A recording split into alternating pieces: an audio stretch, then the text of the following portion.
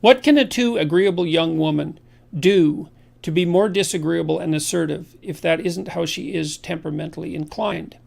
Well, that's a good question, and I would say, first of all, that's a very common question that people who go into psychotherapy ask. I think the most common problem that psychotherapists deal with, apart from anxiety and depression, is probably assertiveness training. So the first thing I would say is you really need to figure out what you want.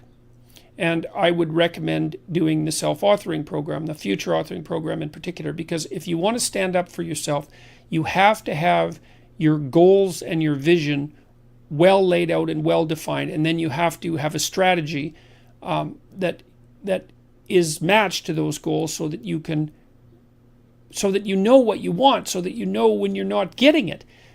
Otherwise, you're left with a vague sense of dissatisfaction and resentment, and that's a very, very difficult thing to articulate. And if you can't articulate it, then you can't negotiate.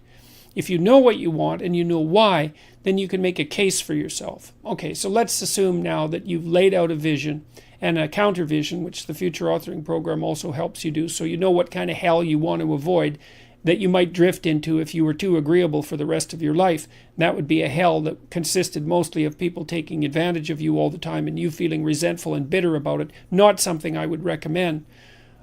See, I think that women are agreeable because it helps them deal with infants, but it's not a great temperamental strategy for dealing with complex organizations in the adult world. So I think it's a price that women pay for also being adapted to have plenty of patience for very young children.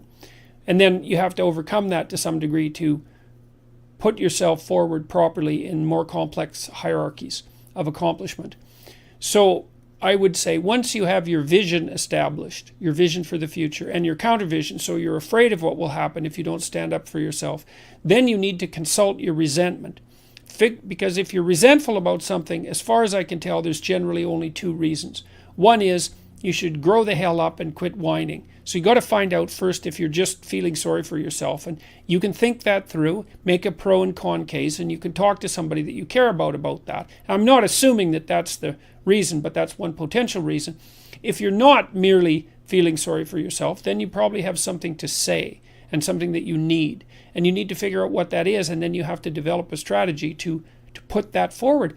I've seen lots of people in my personal life and in my private practice not get what they want because, well, A, they don't specify it, and B, they don't ask for it. And if you're negotiating, say, for a raise or for a promotion and so forth, you have to put yourself forward. You need to tell the person you're working for why you should be treated with more consideration or respect, or have more resources devoted to you, or more authority shifted to you. And you have to make a case for that, a compelling case, so that they have a reason to attend to you. And they're not going to notice, because most managerial types are so overloaded with work that they never notice when anything's going right. They just notice the things that are going wrong. So you need to make a plan. You have to have a strategy that goes along with that plan. You have to have articulated arguments for why a certain form of treatment is appropriate to you. And then you have to have the courage to put that forward. And I guess you have to remember that you owe yourself as much as you owe other people. You have to take care of yourself like you take care of other people. And that's a moral duty. And if you practice that, you can do it. And a lot of that's also associated with telling the truth. You know, you don't have a better friend than the truth, even though it can be very harsh in the short term. And so if you're unhappy at work because you're being taken advantage of, then you have to strategize yourself out of that. You have to learn to negotiate. And a lot of that also means that you have to overcome your hesitancy to engage in conflict. And you got to think about it this way. Negotiation and conflict are somewhat indistinguishable.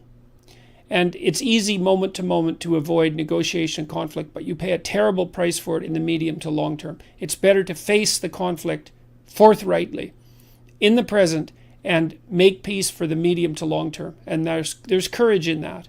So that's the other thing I would say is gird up your loins and allow yourself to act courageously and truthfully. Truth is your best bet if you're too agreeable.